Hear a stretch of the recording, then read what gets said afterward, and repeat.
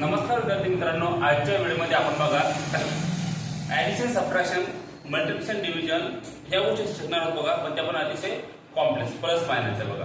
तर हे बघा, बऱ्याच मुलांच्या किंवा कन्फ्युजन असतं. -6 + 2 किती होत असेल, -8 -8 किती बघा, -10 + 20 याचा असर काय असेल. बरेच कन्फ्युजन होत असतो बघा. परत काय होतं बघा, या ठिकाणी अशा प्रकारचे एक्झाम्पल येतात.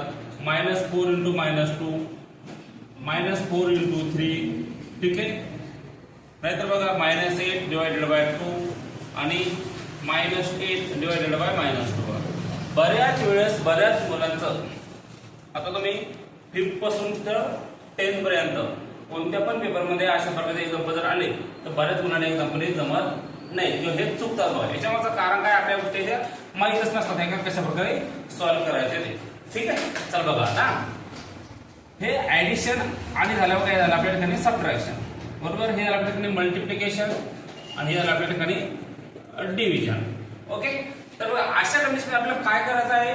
तर बघा ऍडिशन आणि सबट्रॅक्शन मध्ये एक गोष्ट नेहमी लक्षात ठेवायची आपल्याला, की नेहमी आपल्याला मोठ्या संख्येचं साइन घ्यायचं आहे. काय करायचं मुलांना, मोठ्या संख्येचं साइन घ्यायचं आहे बघा.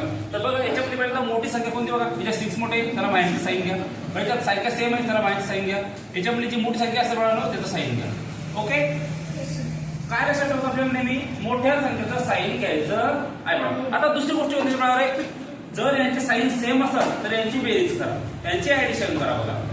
इथं बघा दोघांचे साइन सेम नाहीये तर याची बेरीज करायची नाही, याची आपल्याला वजाबाकी करायची आहे बघा. म्हणजेच काय, 6 मधून 2 गेला खाली उरले 4, 6 - 2 then we get the 4. म्हणजेच आपल्याला आन्सर काय बघा रे -4 का. पहिली कंडिशन काय होती आपली, पहिला रूल काय आहे, मोठ्या संख्येचं साइन द्यायचं. दुसरा नियम काय आहे, जर साइन दोघांचा सेम असेल तर त्यांची ऍडिशन करा, जर साइन वेगळे असेल त्यांची तर सबट्रॅक्शन करा. तर बघा इथं काय दोघांचाही साइन सेम आहे, तर यांची ऍडिशन करा. 8 + 8 -4, तर इथं -16 बघा. प्लस आहे मायनस आहे, दोघांचे साइन वेगवेगळे आहेत. चला याचं सबट्रॅक्शन करूया. 20 मधून 10 गेले खाली उरले 10 बघा. आता हे मल्टिप्लिकेशन मध्ये काय करायचं बघा. ठीक आहे, मल्टिप्लिकेशन मध्ये काय करायचं बघा. सेम एकच नियम फक्त मल्टिप्लिकेशन आणि डिव्हिजन मध्ये, जर यांचं साइन सेम असेल तर प्लस घ्यायचं. काय असेल, जर साइन सेम असेल तर प्लस घ्या, नाही तर मायनस घ्या. साइन सेम असेल तर प्लस घ्यायचं बघा. आता पण ह्या दोघांचं साइन सेम आहे, चला प्लस घेऊन टाका. पण ह्या दोघांचा हा प्लस आहे मायनस आहे, तर मायनस घ्या. हा प्लस आहे मायनस घे, चला मायनस घ्या. हा पण मायनस आहे, हा पण मायनस आहे, चला प्लस घ्या. ओके, चला तर मग आणि याच्यानंतर काय करता पर्यंत आपलं साइन ठरवून घ्यायचं आहे बघा.